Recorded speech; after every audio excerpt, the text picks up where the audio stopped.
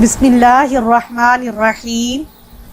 السلام علیکم عزیز طلبہ و طالبات، میں فرح سردار، سبجیکٹ اسپیشلسٹ اسلامیات، divisional public school and inter college Sahiwal میں آج کے آن لائن لیکچر میں آپ کو خوش آمدید کہتی ہوں۔ آج کا ہمارا عنوان ہے سورہ انفال، آیات 38 تا 44، جس میں لفظی بامحاورہ ترجمہ اور تشریح ہوگی، مشکل الفاظ کے معنی اور مشکل سوالات کی وضاحت۔ سب سے پہلے مقاصد دیکھ لیں۔ مال غنیمت اور اس کی تقسیم کے بارے میں آگاہی۔ نیکسٹ، جنگ بدر میں مسلمانوں پر اللہ کے انعامات و احسانات کے بارے میں آگاہی۔ نیکسٹ، یوم الفرقان کے بارے میں آگاہی، اور طلبہ میں بامحاورہ ترجمہ کرنے اور سمجھنے کی صلاحیت پیدا کرنا۔ بسم اللہ الرحمن الرحیم، سورہ انفال، آیت نمبر 38۔ قل، کہہ دے یا کہہ دیجئے، للذین، ان سے جو، کفروا، انہوں نے کفر کیا یا انہوں نے انکار کیا۔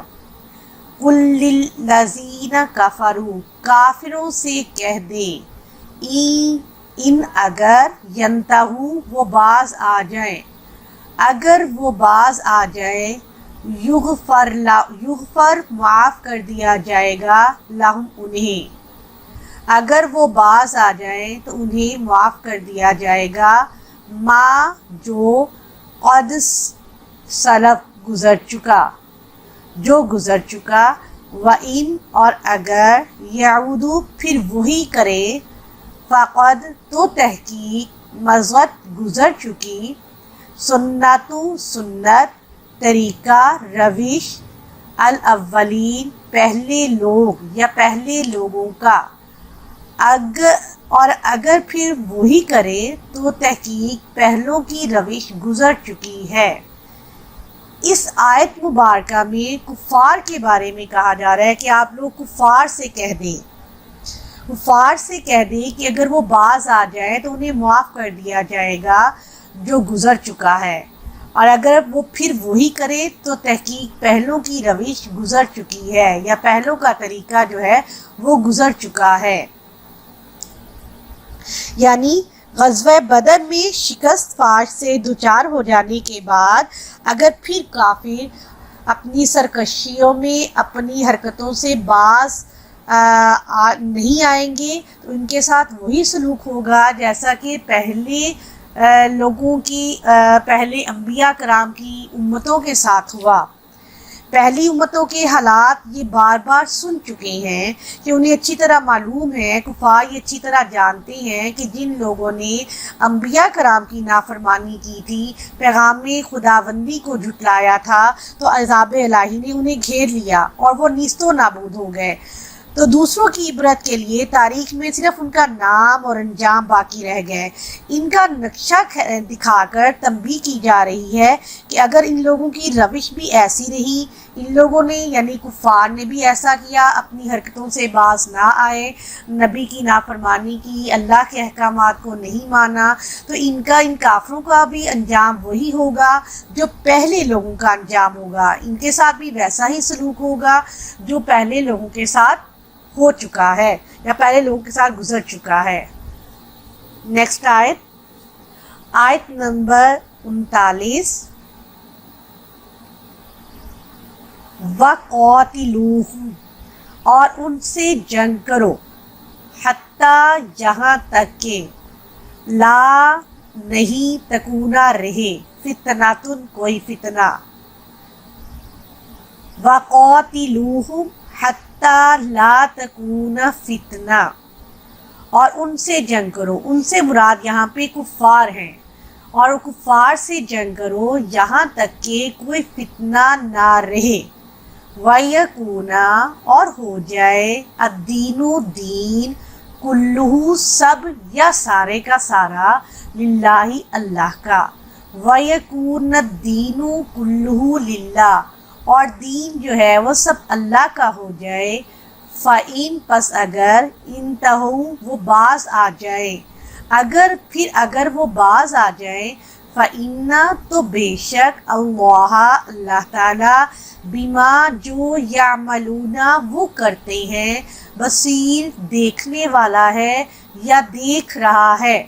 یعنی پھر اگر وہ باز آ جائیں تو بے شک اللہ دیکھنے والا ہے جو وہ کرتے ہیں، تو بے شک اللہ دیکھ رہا ہے جو وہ کرتے ہیں.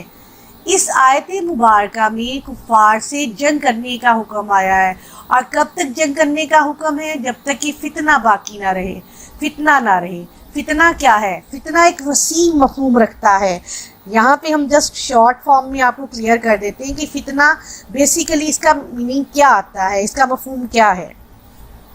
فتنے کا مفہوم اسلام کے خلاف ہر وہ کوشش ہے جو اسلام کی راہ میں رکاوٹ بن رہی ہو. ایسی رکاوٹ کو راستے سے ہٹانا اور اسلام کی راہ کو صاف کرنے کا نام ہی جہاد فی سبیل اللہ ہے. تو اس آیت مبارکہ میں جہاد فی سبیل اللہ کا حکم بھی آ گیا، اور یہاں بھی آ گیا کہ اس وقت تک جنگ کرنی ہے کفار سے جب تک کہ فتنہ ختم نہ ہو جائے اور اللہ کا دین غالب نہ آ جائے.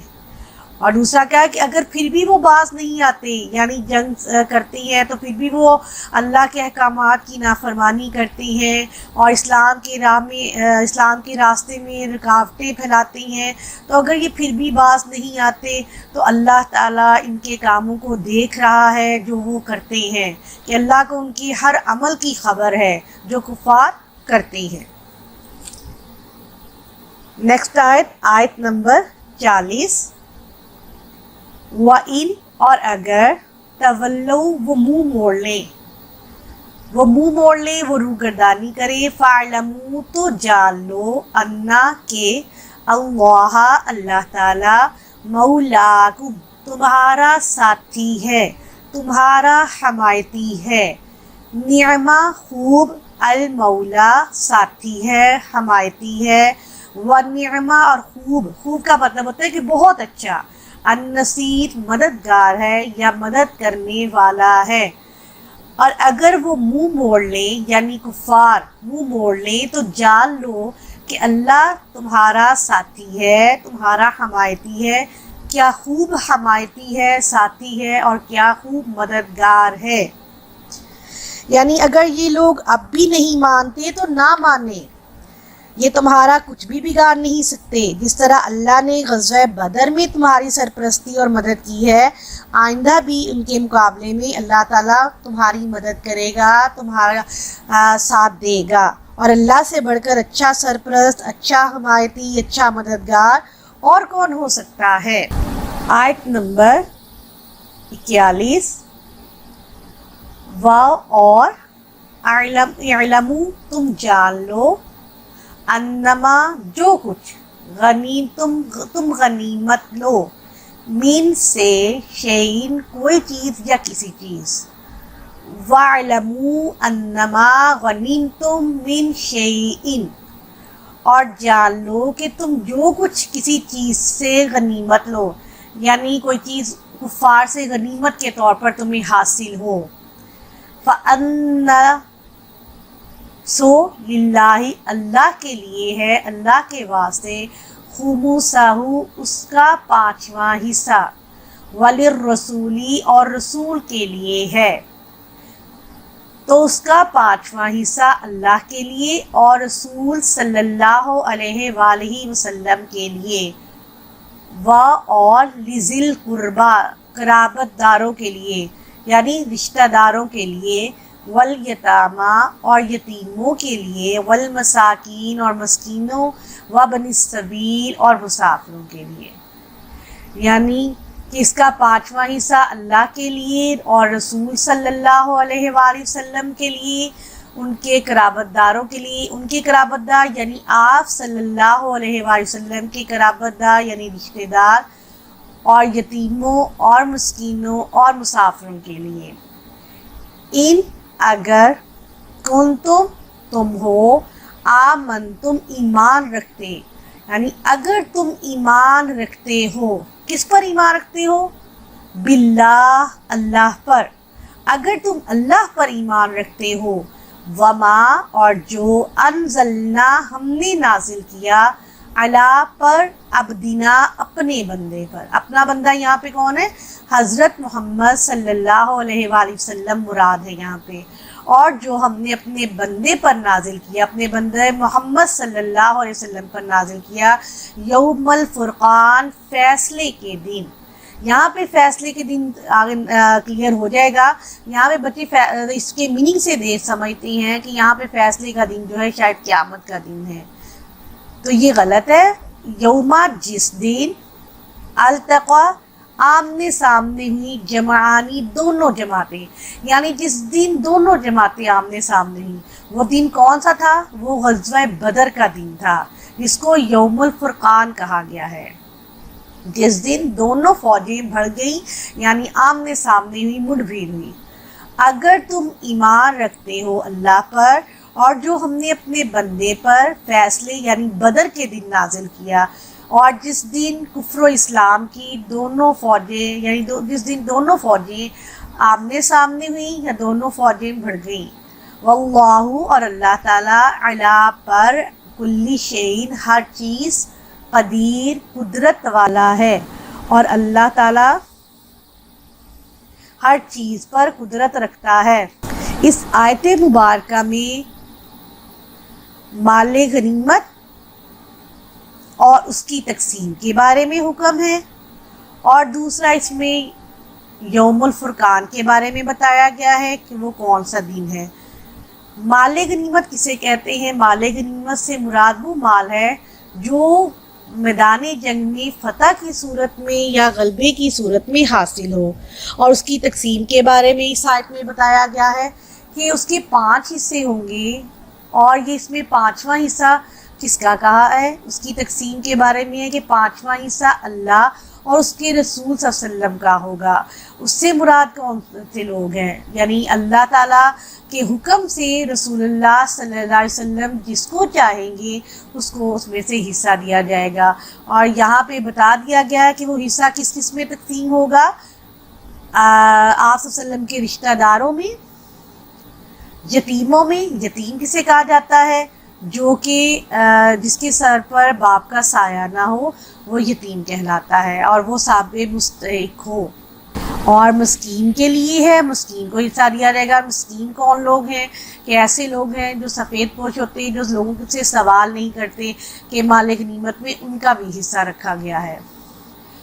और वबनी सबील, और मुसाफिरों के लिए भी, और मुसाफिर जो ज़रूरतमंद हो और उनको भी माल गनीमत में से हिस्सा दिया जाएगा। और शर्त रखी कि किसके लिए ये हुक्म आ जाएगा कि अगर तुम अल्लाह पर ईमान रखते हो, अगर तुम अल्लाह पे ईमान रखते हो तो अल्लाह के अहकामात को की फर्माबरदारी करो, अल्लाह के उस हुक्म की तामील करो। और अगर तुम अल्लाह पर ईमान रखते हो और उस चीज़ पर ईमान रखते हो जो अल्लाह ताला ने अपने बंदे पर नाजिल की, वो बंदे पर क्या नाजिल की और किस दिन नाजिल की? यानी ग़ज़वा बदर के मौका पर अल्लाह ताला ने हज़रत मोहम्मद सल्लल्लाहु अलैहि वसल्लम पर जो नाजिल की थी वो मदद थी। और मदद के बहुत से तरीके हो सकते हैं, जैसा कि हमने पढ़ा कि उसमें अल्लाह ताला ने ग़ज़वा बदर के मौका पर बारिश भी बरसाई, नींद भी तारी कर दी, फरिश्तों के ज़रिए भी उनकी मदद की।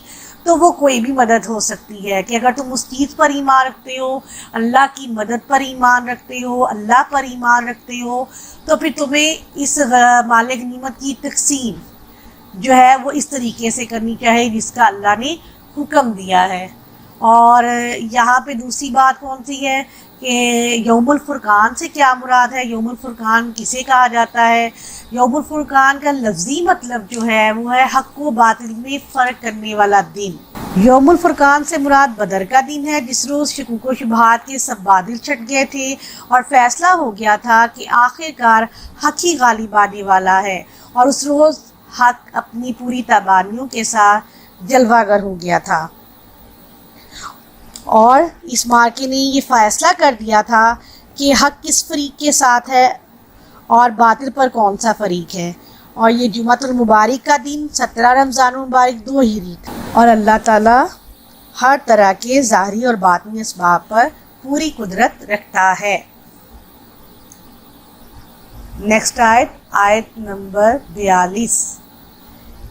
जब अंतुम तुम बिल उद्वती किनारे पर, अद-दुनिया इधर वाले से मुराद करीब वाला, दुनिया करीब के मानी भी देता है।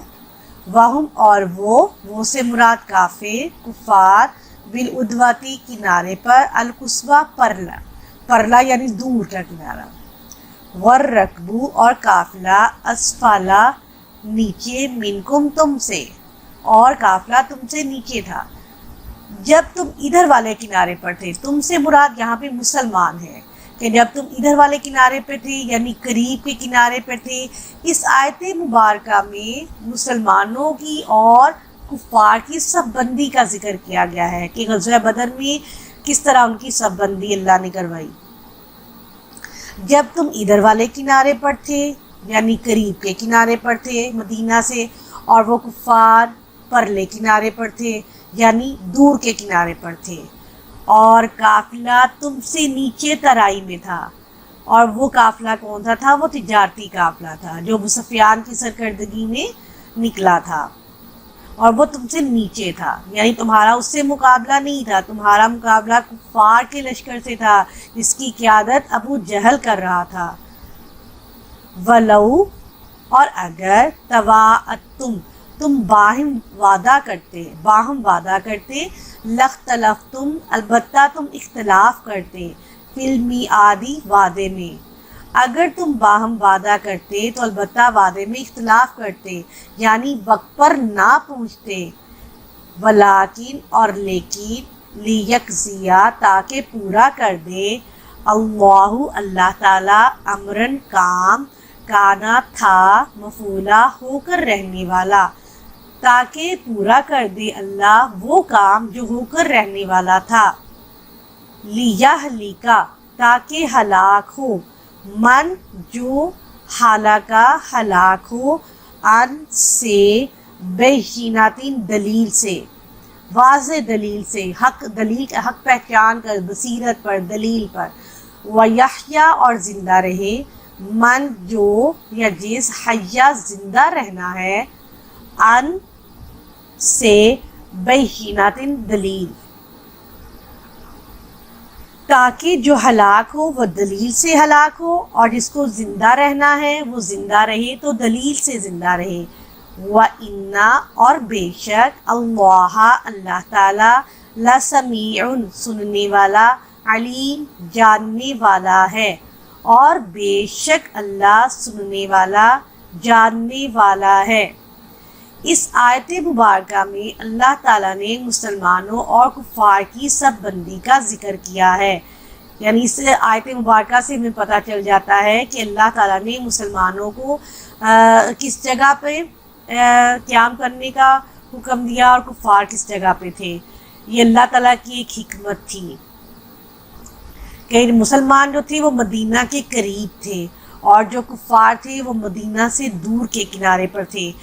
यहाँ पे दो लफ्ज़ इस्तेमाल हुए हैं। यहाँ पे अल उद्वती दुनिया, करीब के नाके पर, मदीना से करीब। इससे मुराद वादी बदर की वो सिमत है जो मदीना तय्यबा से करीब तर थी। जंगे बदर में इस्लामी लश्कर की मैदान बदर में जगह की निशानदही की गई, और दूसरी जो पोजीशन थी वो कुफार की थी, बिल उद्वतिल कुस्वा।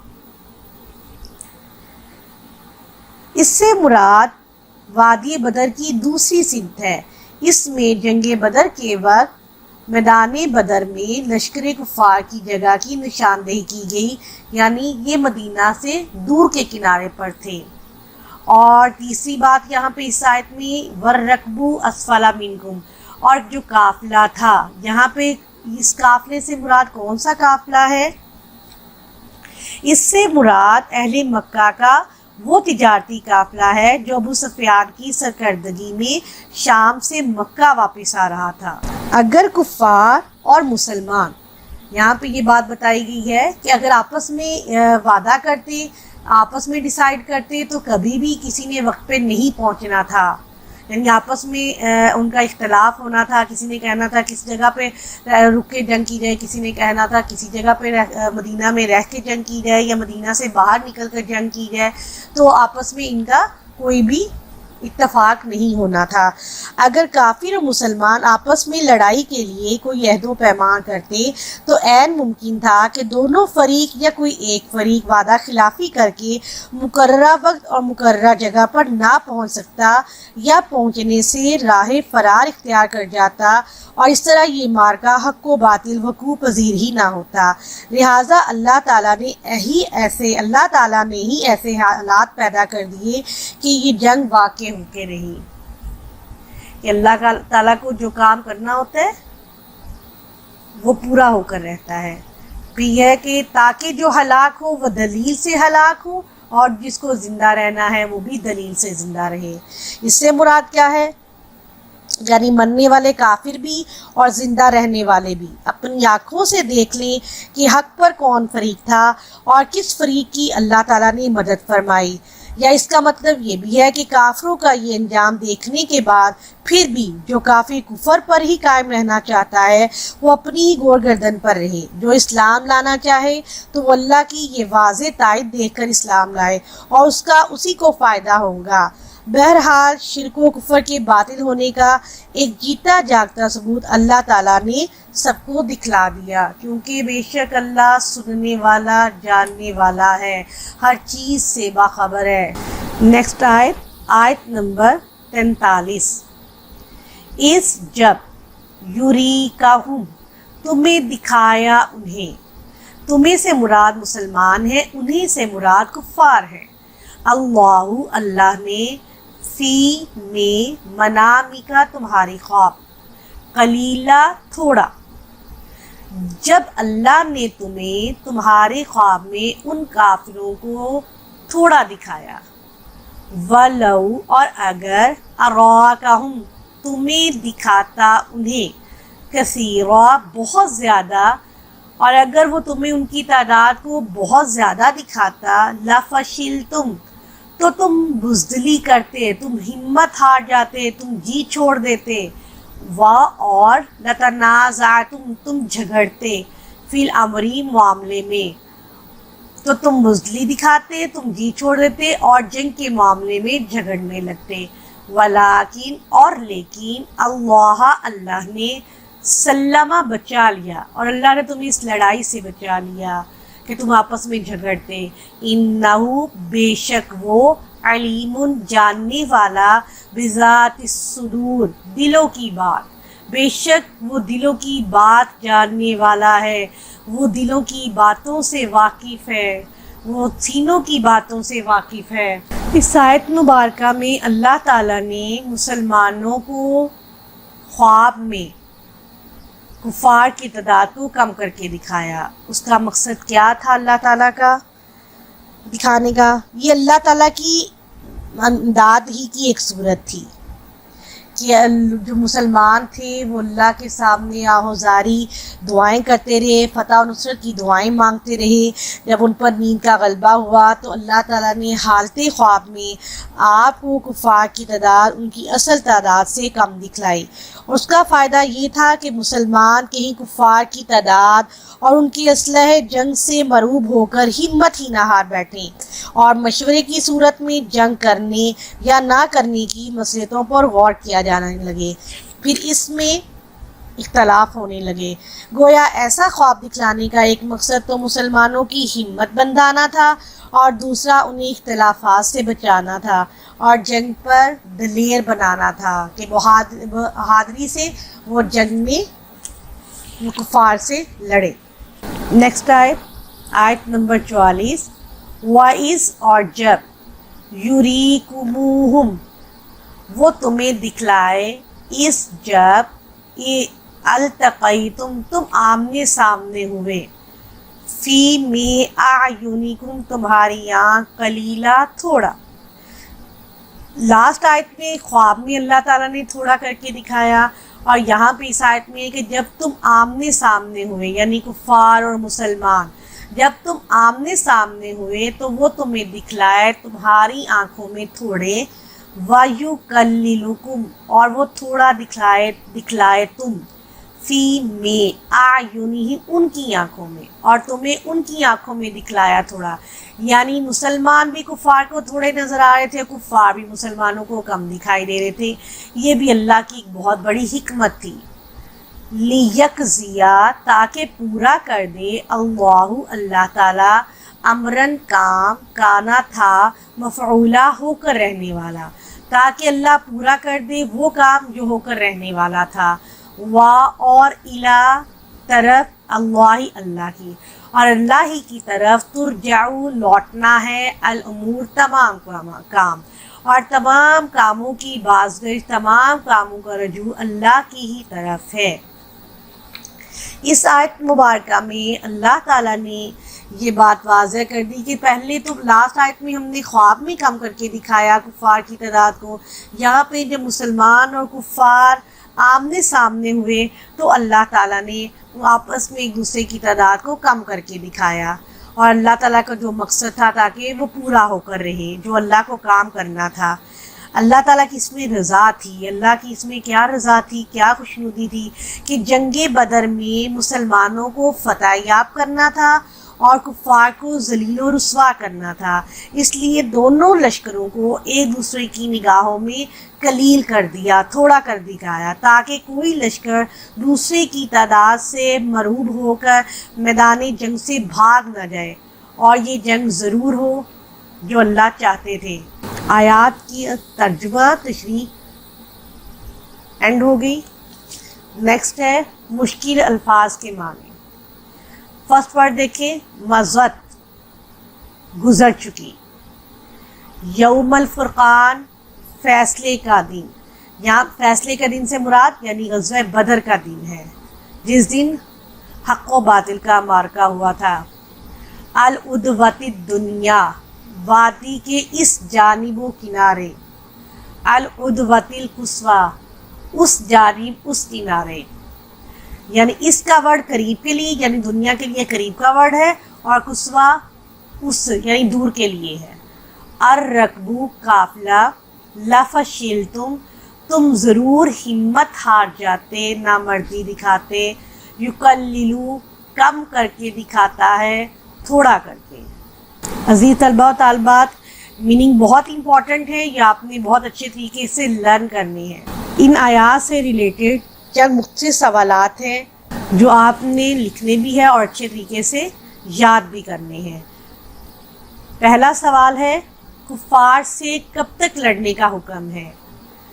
آیت مبارکہ ترجمہ، اللہ تعالیٰ کا فرمان ہے ان کفار سے لڑتے رہو یہاں تک کہ فتنہ یعنی کفر کا فساد باقی نہ رہے اور دین سب اللہ ہی کا ہو جائے۔